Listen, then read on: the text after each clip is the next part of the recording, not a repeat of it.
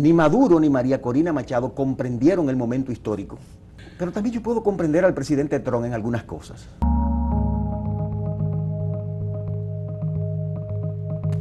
Gedeón, el apresamiento, juzgamiento, condena contra Nicolás Maduro y Cilia Flores derrota el chavismo, derrota el socialismo del siglo XXI como lo ha tenido Venezuela, porque ahí están Padrino López, ahí está Cilia, ahí está la señora Delcy Rodríguez, ahí está Jorge Rodríguez, su hermano, que es presidente de la Asamblea Nacional. Y Diosdado Cabello. Ahí está Diosdado Cabello, que es el hombre duro del Partido Socialista Unido de Venezuela. Bueno, para comprender este proceso, hay que entender lo que pasó a partir de la guerra de Ucrania.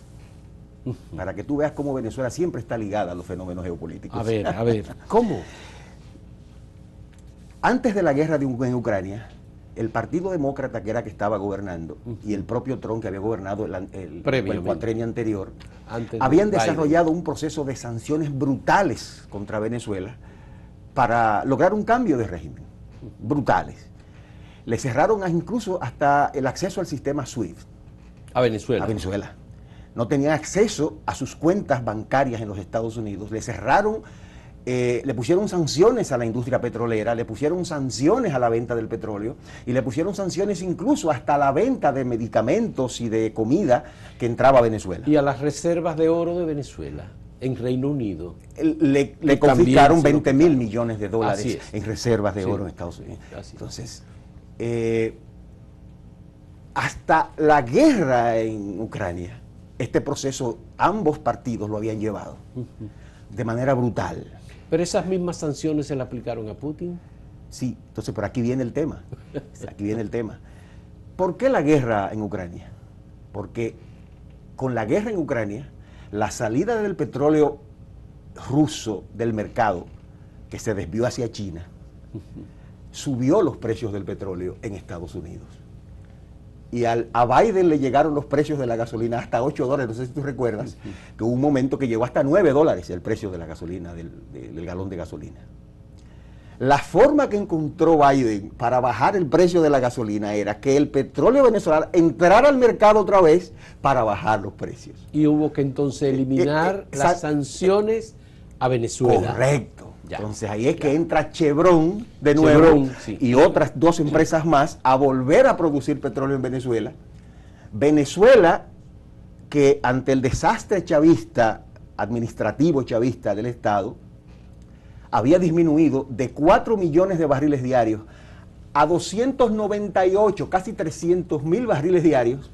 Una debacle, un desastre total. Increíble, sí. De repente, hace 2 años ya, estaban produciendo 600.000 barriles. El último dato que vi antes de salir para acá era casi 1 millón de barriles. Casi 1 millón de barriles diarios. Entonces, cuando tú eres una sociedad... Pero además con una tecnología obsoleta, porque tampoco pudieron optimizar. Por eso dije que no eficientizaron su aparato productivo ni diversificaron las exportaciones. Lo dije, pero no lo hicieron, no solamente los chavistas, tampoco los otros. Entonces, aparte de que PDVSA también ha estado en manos del poder militar. Además.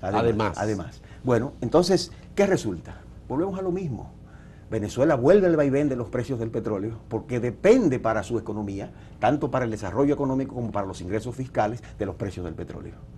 Entonces, una Venezuela de Maduro que estaba vendiendo petróleo, que estaba solamente exportando 300.000 barriles diarios, de repente está exportando casi 1 millón. Es como que te entren 300.000 pesos mensuales. Entonces, y de repente te entre 1 millón. Esa es la explicación por la que Venezuela se convierte en el 2025 en el país de mayor crecimiento económico. No, 5% del PIB. Sí, pero en el 2024 creció 8%. Y en el 2023 creció 6%. Ya. Desde que volvió la industria petrolera privada. Entonces, claro. Entonces, aquí viene una serie de datos que te voy a dar que casi no lo conoce la gente. Quien se encargó de ese proceso de revolver la industria petrolera al sector privado fue Delcy Rodríguez.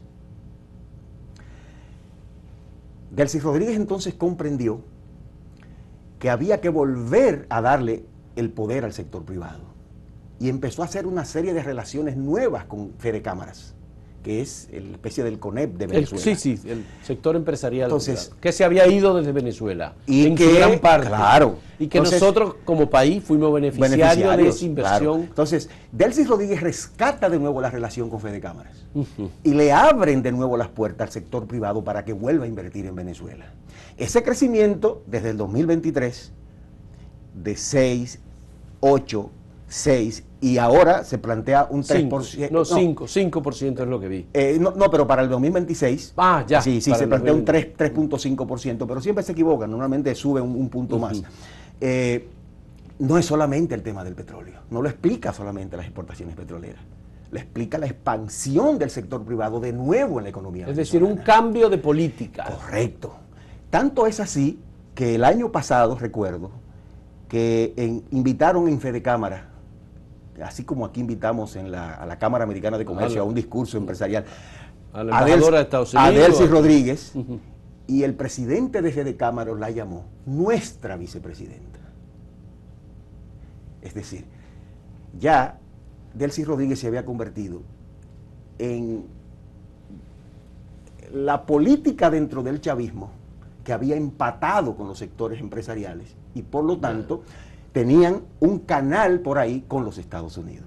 Habían llegado a un acuerdo incluso con los Cisneros, que era un grupo que le habían respetado sus inversiones en Venezuela, aunque ellos habían salido y él falleció finalmente aquí en República Dominicana. Así es.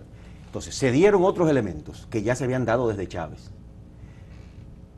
Mira, los Estados Unidos le llaman a Centroamérica y al Caribe el soft belly, o sea, el vientre bajo, porque ellos nos ven a nosotros que ellos están arriba y nosotros somos el vientre y más abajo está Sudamérica, nosotros somos el vientre bajo. En el vientre bajo se le dio una revolución a los Estados Unidos que ellos no lo pudieron prever porque descuidaron la región. Sí, fue evidentemente. Entonces, un largo periodo de descuido. Desatención. Claro, 3 países lograron zafarse del poder norteamericano, estadounidense, que fue Venezuela, Cuba y Nicaragua. ¿Por qué? Porque lograron 3 elementos que son los elementos del poder, que son los que maneja normalmente Estados Unidos cuando quiere un cambio. Pero lo de Cuba es muy viejo y lo de Nicaragua sí fue más reciente. Pero lo que te quiero poner es que son iguales los elementos. Número 1, un ejército no ligado a West Point. Ya. El ejército sandinista bajó de las montañas, sustituyó al ejército somocista y crearon un ejército sandinista hasta el día de hoy. Es un ejército no graduado en West Point, sino graduado en las escuelas del sandinismo. Chávez, después que lo derrotan, después que le dan el golpe de Estado, decidió cambiar completamente la naturaleza del ejército venezolano y creó un ejército chavista.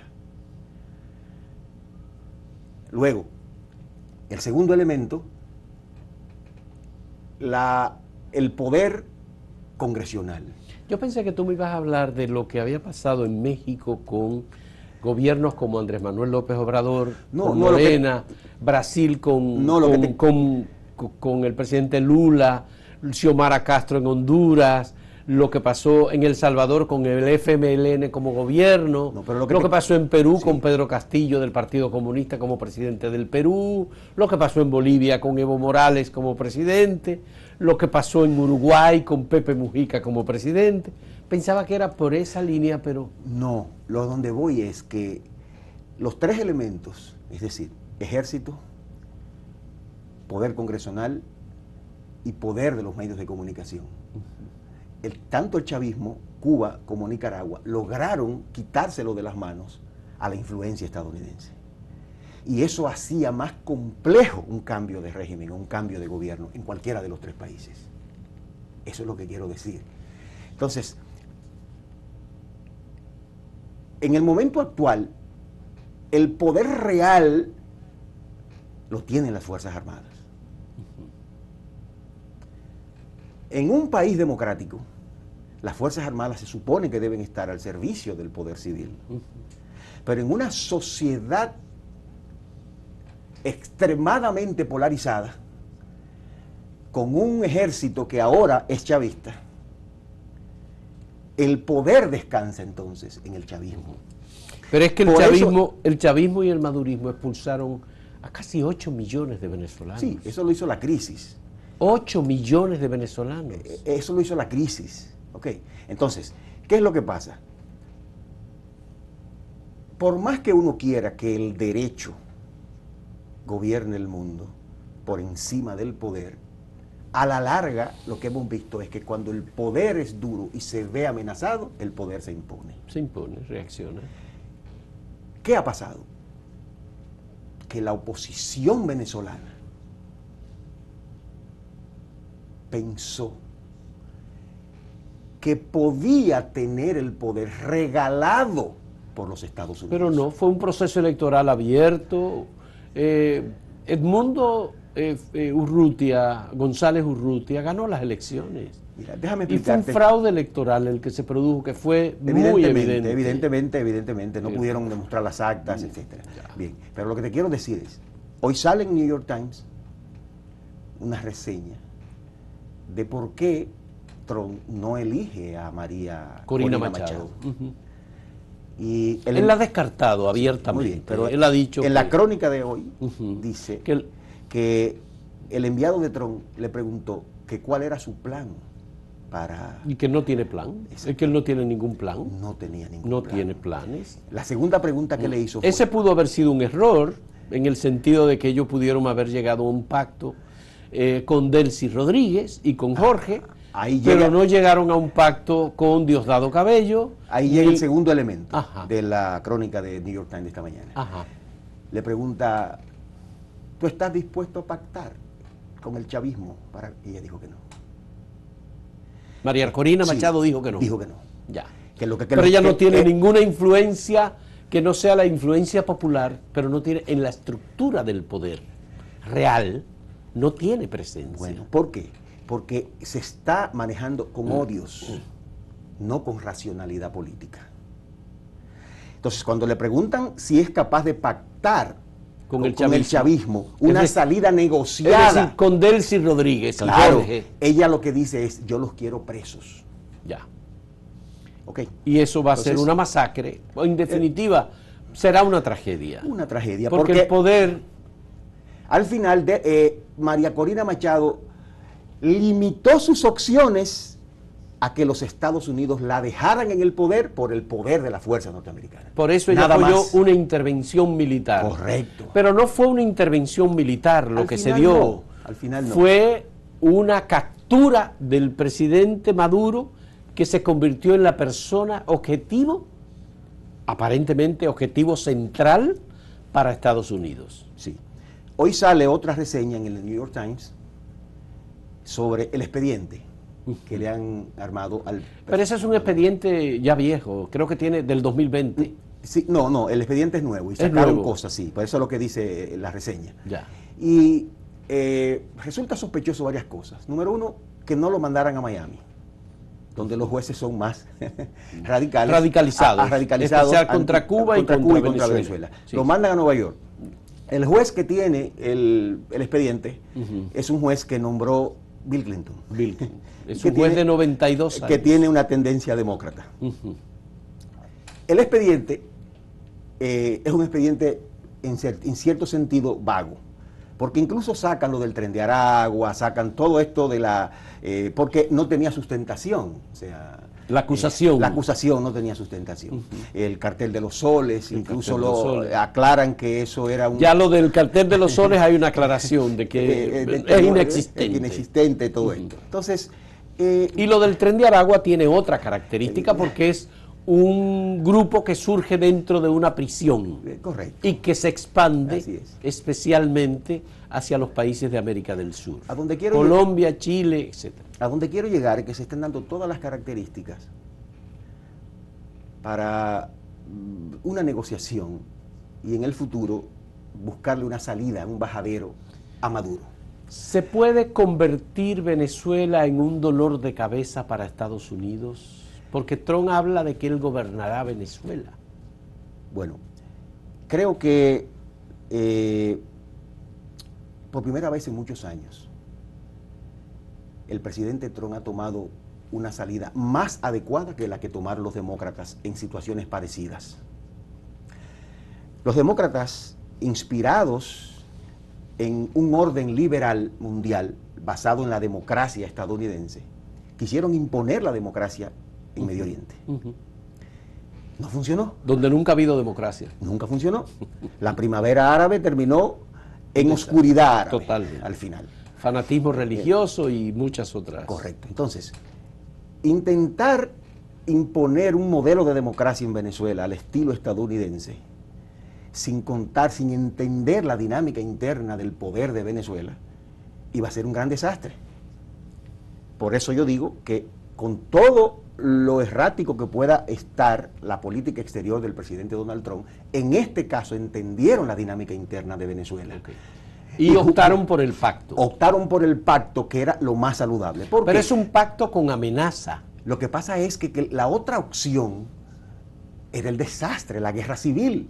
Y eso iba a hacer que las empresas petroleras no tuvieran paz para poder entrar a explotar los recursos, y las que están no iban a poder sacar el petróleo. Ellos necesitan tranquilidad en Venezuela. Correcto. Y la tranquilidad se la daba el chavismo, que es la que tiene el poder. Que es el que tiene el poder. Punto. Ya. Punto. María Corina Machado no comprendió la dinámica del proceso actual en la que está Estados Unidos, que es su padrino político. Porque ¿cuál es el tema en este momento que tiene Estados Unidos? Mira, yo he aprendido después que pasé por el poder y que estuve cerca de un presidente, a comprender a los presidentes. Al presidente Trump le ha tocado manejar una transición mundial. Pero él la ha encabezado. De un poder hegemónico unipolar a un mundo multipolar. Multipolar, especialmente con China. Con China, con Rusia y con la India. Y otras potencias regionales que están creciendo, como Irán, por ejemplo. Irán, sí. Entonces, o en la región Brasil, por ejemplo. Sí, sí. Ahí están los BRICS. Claro, entonces, sí, no es fácil administrar la decadencia de un imperio. No es fácil generar políticas para lograr un reacomodo a un nuevo modelo de gestión mundial en la que ya yo no soy el hegemón. O sea, ponte en los zapatos de un presidente estadounidense que tiene que administrar este proceso de reacomodo geopolítico ante nuevas potencias que ya yo no puedo controlar. Tú lo estás viendo desde el punto de vista de Estados Unidos. Yo quiero planteártelo desde el punto de vista del chavismo. Okay. Diosdado Cabello, Padrino López, Delcy Rodríguez y Jorge, su hermano, estarán en condiciones de un pacto con un estilo de Trump que ya viene conocido desde atrás, que tiene presión, que tiene revelación, porque lo revela todo, él lo dice todo. La gente de la CIA ha estado diciendo que la negociación fue con Delcy Rodríguez, que Delcy fue la que entregó a Maduro. ¿Cómo se puede mantener unido el chavismo en torno a una situación como esa, cuando hay una persona que ahora está de presidenta y que está identificada como la que traicionó a Maduro? Bueno, yo creo que lo que debe venir es un proceso, y ahí salió hoy en el portal político las demandas que Trump hace a Delcy Rodríguez, y parece que es flexible el tema de nuevas elecciones. Eso es lo que plantea. Es decir, nuevas elecciones. Nuevas elecciones. Las fechas son flexibles. Ya. O sea, puede ser 3 meses, puede ser 6 meses, puede ser un año, y quizás 2 años, puede ser el periodo completo. Podía ser. Eso no se quedó, incluso no se lo exigieron a Delcy Rodríguez. Ya. Okay. Ya. Entonces, pero ella sí tiene que garantizar la gobernabilidad. Correcto. Para que vengan las empresas petroleras nuevas y para las que están exporten más petróleos. Porque Trump garantizó a China que se van a cumplir los contratos que China tiene firmados. Y a Rusia también. Y a Rusia también. Claro, así es. Ya. Por lo tanto, aquí hay un juego geopolítico de repartición del pastel mundial. Lo que yo quiero es que tú me analices y me ayudes a entender cómo es que el chavismo se va a comportar, digamos, en este juego de distribución del poder mundial. Vamos a volver en un momento con Gedeón Santos en la última parte ya de esta conversación sobre la situación en Venezuela.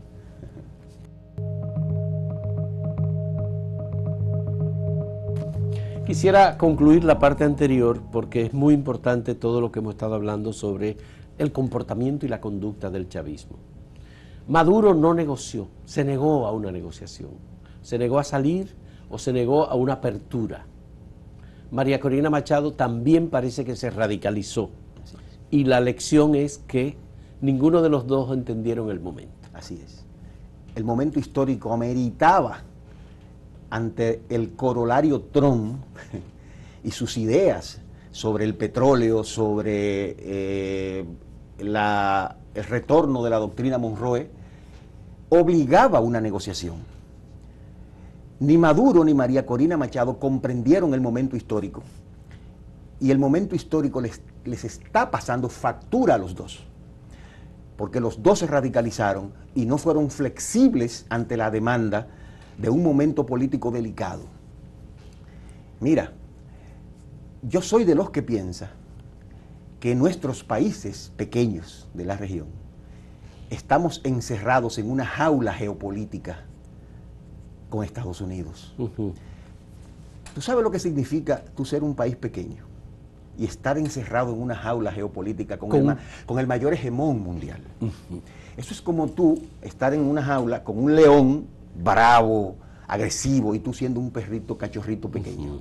Que no es lo que pasa con China, porque No. China se preparó y preparó las condiciones para no depender de Estados Unidos. Abrió nuevos mercados, se diversificó, creó tecnología. Claro, entre paréntesis, parte del momento actual de Estados Unidos y de los ataques de Trump a Venezuela se debe a que necesita una victoria que no ha tenido. Se siente humillado ante una derrota, se ve como una derrota su guerra comercial contra China. La guerra arancelaria. La ha perdido. Y lo saben los estadounidenses y lo sabe el mundo. Pero la guerra en Ucrania se está perdiendo.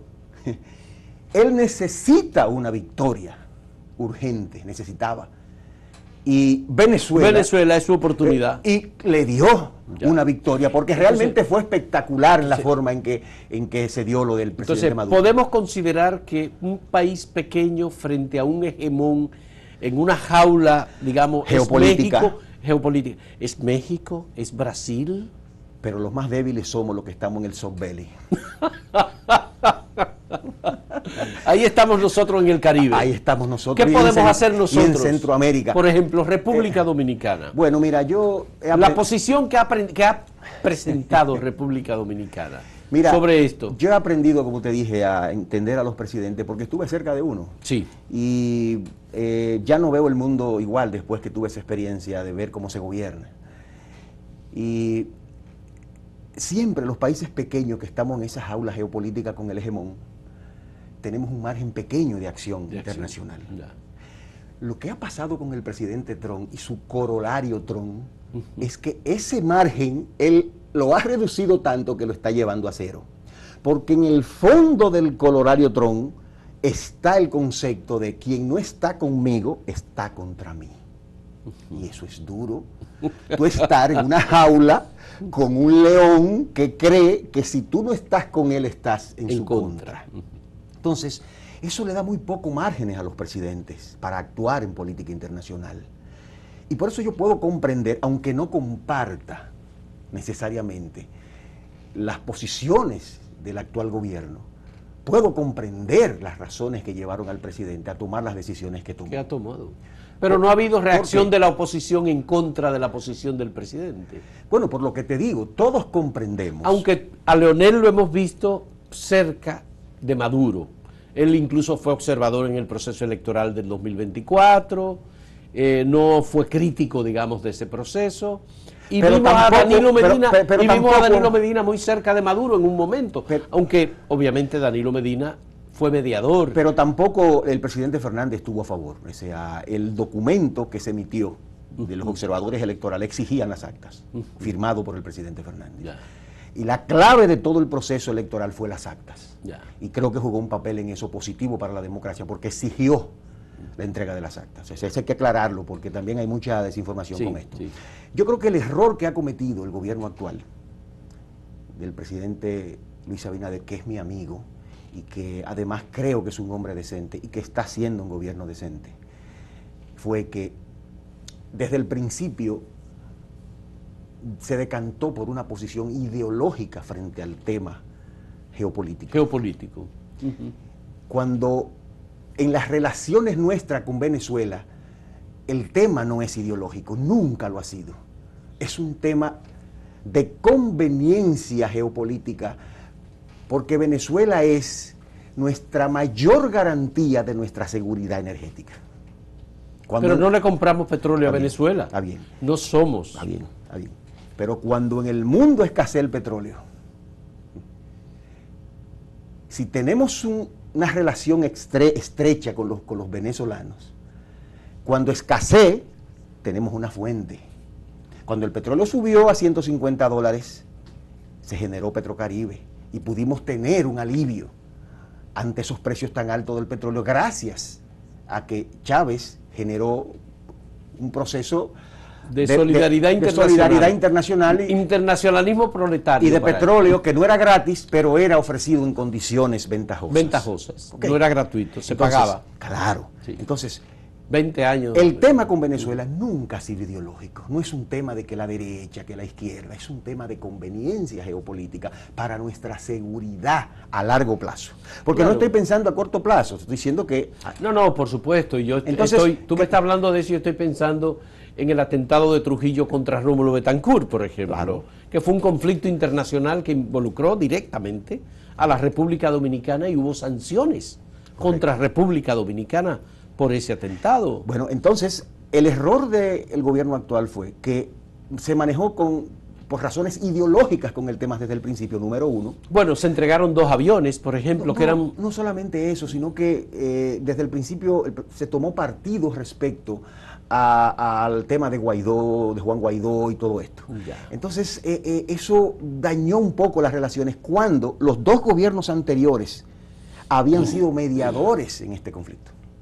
De hecho, desde el gobierno del presidente Fernández... Pero en el gobierno con Danilo Medina se interrumpió la relación diplomática con Maduro. Sí, se interrumpió al final, pero durante todos los 2 gobiernos del presidente Fernández, no solamente convertimos... No, que ya era una situación diferente. No solamente convertimos a Santo Domingo en la capital de la paz y en la capital de la negociación, porque logramos negociaciones con el tema de Ecuador, el tema de... O sea, muchos temas se manejaron...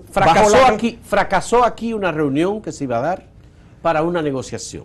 Bien, pero lo que quiero decir es que en vez de darle continuidad a este proceso, de alguna manera, por razones ideológicas, se confrontó al gobierno de Venezuela por razones ideológicas, que puede tener razón desde el punto de vista de la democracia, de todo esto, pero no tiene razones estratégicas para los intereses profundos de la República Dominicana a largo plazo, en un país que no produce petróleo y que no produce recursos energéticos. Bueno, pero lo que pasa es que la política de Trump implica, como tú mismo has dicho, estar en una jaula con un hegemón, con un... nosotros tú siendo muy pequeñito. Muy pequeñito. Por eso entonces, decía que podía, que no comparto, o sea, no es de mi agrado la posición del gobierno actual, pero la puedo comprender. La puedo comprender porque sé que con Trump, si bien antes los márgenes de acción de nuestros países pequeños eran pequeños, con Trump eso se ha reducido casi a cero. Sí, en definitiva. Casi a cero. Y puedo comprender, meterme en los zapatos de un presidente que tiene que manejar a un presidente como el presidente Donald Trump. ¿Tú viste el documento que firmó República Dominicana con Argentina y con otros países de la ultraderecha sobre las elecciones en Honduras? Sí. Pero también el candidato de Trump ganó, porque hay que decir que Asfura era un candidato de Trump. Pero también yo puedo comprender al... Así es. Es así. Pero también yo puedo comprender al presidente Trump en algunas cosas. Ajá. Por ejemplo, en el mundo actual, multipolar, el presidente Trump lo ve como quien dice, bueno, Asia es de China. Pero Occidente es nuestro. Sí, Occidente es nuestro. No, bueno, no, pero entonces le deja su pedazo a Rusia. O sea, sí, exactamente, sí, le deja su pedazo a Rusia. Y entonces el hemisferio occidental es nuestro. Bueno, lo dijo ayer. Ahí lo dijo. Salió, está clarísimo. Es mío. Muy dicho. Ahora, entonces, mi pregunta y mi ¿qué es lo que quiere decir esto? Que vuelven las esferas de influencia. Siempre han estado. Sí. Pero en el momento... Eran más invisibles, ahora son más... No, porque en el momento unipolar, Estados Unidos no necesitaba demostrar fuerza porque lograba penetrar los países con su poder blando. ¿Cuál es el peor problema que le genera esa intervención en Venezuela al presidente Trump? Y además las otras intervenciones, bombardeos y todo esto, que le destruye el poder blando a los Estados Unidos. Ya el poder blando, ya el soft power, ya no existe. Entonces, el poder más importante donde descansaba la influencia de Estados Unidos, que lo construyó desde la Segunda Guerra Mundial, era el poder blando. Pero ahora yo quisiera que tú me respondieras, ¿cuáles son las perspectivas del chavismo de mantenerse en el poder? ¿De qué depende? Bueno, ¿de una negociación firme con Estados Unidos y la garantía de venderle petróleo a Estados Unidos? Bueno, ya el presidente Trump demostró que lo que quiere es estabilidad. Estabilidad. No le interesa la democracia, ni lo que quiere es estabilidad. Para que la inversión petrolera pueda fluir y generar ingresos petroleros amplios para las empresas estadounidenses. Entonces, si el presidente Trump lo que está buscando es estabilidad, y Delcy Rodríguez entiende el momento histórico, le va a ofrecer esa estabilidad. ¿Eso fortalece el chavismo? Bueno, va a depender de lo siguiente. Si las empresas petroleras vienen en masa, con inversiones multimillonarias. Ya hay dos que dijeron que sí, que van. 2.000 millones cada una va a invertir de dólares para empezar. Sí. Eso va a seguir reactivando la economía y se calcula que Venezuela podría tener en los próximos 10 años un crecimiento de 2 dígitos. Si Venezuela vuelve a crecer por encima del 6% y se mantiene creciendo en ese ritmo, va a fortalecer el chavismo. Porque una economía boyante... Pero un chavismo transformado. Por supuesto. Que va a tener buenas relaciones con países y con los Estados Unidos. Para empezar con Estados Unidos. Claro. Entonces, por eso te decía ahorita que el panorama es diferente, porque Delcy Rodríguez logró resolver sus diferencias con Fede Cámara. Con el sector empresarial. Pero tienen que resolver sus relaciones con los vecinos. Y tienen que resolver sus problemas con la oposición. También, ciertamente. O sea, si Delcy Rodríguez no entiende que va a cometer el mismo error de María Corina Machado y de Maduro. O sea, ¿en cuánto tiempo tú crees que habrá elecciones en Venezuela? Yo creo que un año. ¿Un año? Yo creo que un año. Un año. Yo creo que un año. Bueno, muchas gracias, Gedeón. Muy agradecido de este diálogo contigo, de esta perspectiva histórica también que nos ayuda a entender lo que está pasando, porque uno mira el momento y se olvida del pasado, pero ese pasado explica y posiciona muy bien el tema de esa enfermedad holandesa que ha tenido Venezuela durante tanto tiempo. Si me permites un segundo. Adelante. Me gustaría terminar con esto. Sí. El mundo de hoy, yo lo veo a través de una frase de Antonio Gramsci, que decía que hay un momento en la historia en el que lo nuevo no acaba de nacer y lo viejo no acaba de morir. Y en el interregno surgen monstruos. Lo que vamos a ver en este proceso en el que lo nuevo no acaba de nacer y lo viejo no acaba de morir, es una de las etapas más interesantes de la humanidad en los próximos 25 años. Yo lo único que espero es estar vivo para ver este proceso de cambio de modelo y de cambio de poder en el mundo. Qué bien, muchas gracias, muy agradecido. Gedeón Santos fue embajador de República Dominicana ante la Organización de Estados Americanos, fue presidente del Instituto Dominicano de las Telecomunicaciones, es un analista profundo de los temas internacionales y el contexto, cómo todo eso vincula a República Dominicana, y es miembro de la Dirección de Fuerza Política de Fuerza del Pueblo. Muchísimas gracias a Gedeón por esta conversación y muchas gracias a ustedes por participar en ella. Hasta luego, señores.